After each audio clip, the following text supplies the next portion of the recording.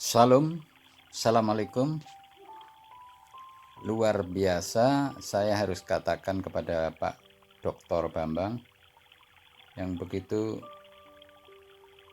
cermatnya, tekun, teliti di dalam pengetahuan-pengetahuan kesejarahan, sosiologi, dan kitabi, bahkan yang membuat saya ingin mengacungkan dua jempol tangan saya itu. Pak Bambang menguasai bahasa Arab dan bahasa Inggris. Studi di luar negeri, di Kairo, kemudian memperoleh gelar yang hari ini banyak orang mengincar, sampai titel doktor. Mungkin dalam waktu dekat juga berusaha untuk mengejar titel profesor itu. Di dalam topik yang sedang saya ingin luruskan Pak Bambang adalah perkara keraguan di dalam penyalipan. Seorang manusia yang cerdas, nalarnya itu bekerja dengan optimal, akan tidak mau menerima ajaan menuhankan seorang yang mati dengan lelehan darah dalam kondisi yang hina dina kematiannya, kemudian disuruh menyembah, menuhankan dia.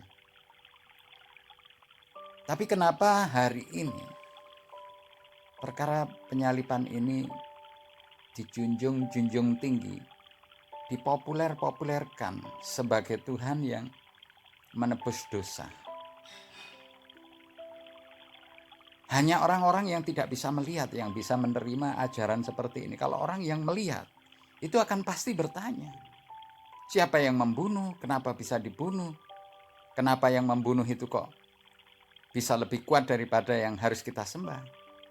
Itu orang-orang yang nalarnya bekerja dengan optimal itu pasti akan mempertanyakan itu. Nah, inilah yang terjadi di banyak negara Eropa dan sebagainya. Ketika diajari tentang Tuhan yang mati, itu terbagi jemaat gereja itu menjadi kelompok manusia yang ateis ada, yang Kristen ogah-ogahan ada, kemudian yang gila-gilaan juga ada, malah mempraktekkan apa yang ada di dalam Alkitab itu. Maka tidak usah heran ada gambar-gambar di gereja itu orang-orang telanjang sambil membahas Alkitab, karena memang ada di Alkitab itu. Kemudian ada juga yang melecehkan salib. Ada di film The End of the Days, itu yang bintang filmnya Arnold Schwarzenegger itu sampai masuk gereja, itu iblisnya masuk gereja, kemudian ada pendeta-pendeta mendatangi iblis itu. Iblisnya tertawa. Pendeta yang memegang salib itu berapa orang itu. Kemudian pendeta itu menyodorkan salib, tertawa iblis itu. Dipegang salib itu kemudian ditancapkan di kepalanya sambil memberi komentar, kamu kayak di film-film aja. Padahal itu film sedang berlangsung. Judulnya The End of the Day. Jadi hari ini kita bangsa Indonesia ini bangsa yang bukan bangsa Israel. Kalau kita mau betul-betul mengakui tentang penyalipan, pengutusan atau perutusan, siapa sebenarnya yang disalib, itu harus kita akui benar-benar, jangan sampai mencari pembenaran yang akhirnya di kemudian hari ternyata sebagai sumber penyesalan yang kekal abadi. Ini yang saya ikut ambil bagian di dalam meluruskan akidah, pemahaman, keyakinan Dr. Bambang yang banyak sekali berbicara kepada banyak manusia. Nah, saya tidak ingin Pak Bambang ini makin menyesatkan orang, sehingga saya sendiri mempunyai kerisauan untuk berdiskusi, memberikan masukan-masukan yang apabila tidak cocok, tidak nyambung dengan apa yang Pak Bambang sampaikan kepada teman-teman, mari kita berdiskusi. boleh di akun saya, nanti kemudian pakai Messenger atau kita pakai Zoom, atau kalau perlu bertemu di rumah Pak Bambang. Kita diskusi dengan kepala yang dingin, secara akademisi yang intelektual tinggi. Jangan sampai kita berdiskusi dengan kepala yang keras, hati yang keras, sehingga menimbulkan kekerasan-kekerasan. Kita orang-orang sarjana yang sudah makan genteng perkuliahan, jangan sampai kita ini seperti orang-orang yang tidak punya pendidikan, pagan, orang-orang primitif zaman dulu.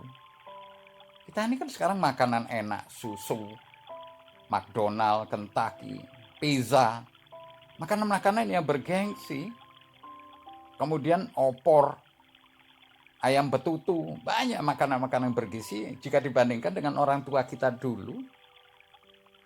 Orang tua kita dulu itu makanannya sederhana, ambon, ketela pohon, ketela rambat dan sebagainya. Sangat sederhana. Akan tetapi iman-iman orang-orang tua kita dulu itu kuat-kuat. Kenapa kita ini orang pendidikan tinggi, makanan bergizi, tapi nggak bisa menelaah siapa sebenarnya Tuhan yang benar itu yang mana?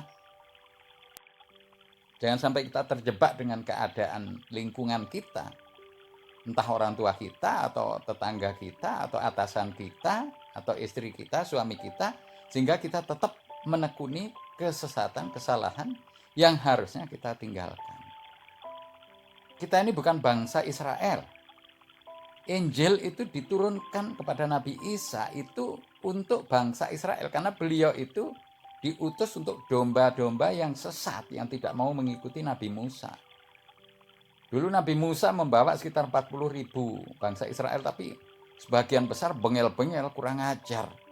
Sudah diloloskan dari perbudakan di Mesir, terselamatkan, diseberangkan lautan oleh Allah, karena Nabi Musa berdoa mohon ditolong dari kekejaman orang-orang yang jahat, yaitu Firaun dan bala tentaranya sekitar 1.400.000, lengkap dengan persenjataan, kuda perang dan kereta perang Firaun. Ditolonglah Nabi Musa dengan dibelahkan lautan itu, sehingga 12 suku bangsa Israel itu segera menyeberangi lautan. Itu bukan perjalanan yang spektakuler. Ke bawahnya berapa ratus meter. Kemudian nyebrangnya itu berapa kilometer.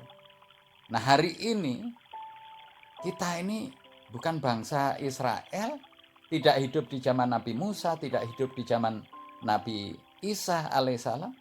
Kok ngotot-ngotot, ngeyel-ngeyel kita ini membela-bela Alkitab. Harusnya kalau mau membela itu ya Injil yang asli itu dibela mati-matian gitu loh. Jangan Alkitab tulisan jorok, amburadul, pelintat-pelintut, bahasanya tidak karu-karuan, itu tulisan tangan manusia. Itu Paulus punya karya. Apa maksudnya Paulus? Tidak tahu, hanya Paulus saya tahu. Sekarang sedang menderita Paulus itu di akhirat sana. Jadi itu kecerdasan yang harus dipelihara. Jangan sampai kita udah kadung sesat, udah akhirnya putus asa. Sudahlah, Nabi Muhammad bukan nabi itu. Udah ada nabi setelah Isa. Nabi Isa, kalian bingung mana Nabi Isa, nama Yesus, bingung Tuhan, Bapa, Allah, Yehova, macam kalian bingungkan. Trinitas, 3 dalam 1, 1 dalam 3, macam kalian komentarkan. Karena apa? Kebingungan yang menjadikan kalian panik, akhirnya keputusasaan yang datang dari kalimat-kalimat yang sering keluar itu adalah kalimat kepanikan, kebingungan, keputusasaan. Jangan putus asa, jangan panik, slow, santui, oke? Sekarang kita ini bangsa Indonesia harus mengikuti Nabi Muhammad SAW dalam Islam. Tuhan kita adalah Allah, Tuhan yang Maha Esa, Maha Kuasa, yang tidak pernah mati dan tidak akan pernah mati selama-lamanya, kekal abadi. Bahkan seluruh makhluk yang bernyawa dimatikan oleh Allah melalui malaikat Israel. Jadi Allah itu yang mematikan, bukan dimatikan. Ingat ini, Tuhan tidak pernah mati dan tidak akan mati. Jangan berdalih bermacam-macam menjadi daging manusia, menjadi macam kalian katakan. Bahasa-bahasa daging, bahasa rohani. Itu buang itu kalimat-kalimat kepanikan yang kepalsuan-kepalsuan, kesesatan-kesesatan yang menyesatkan.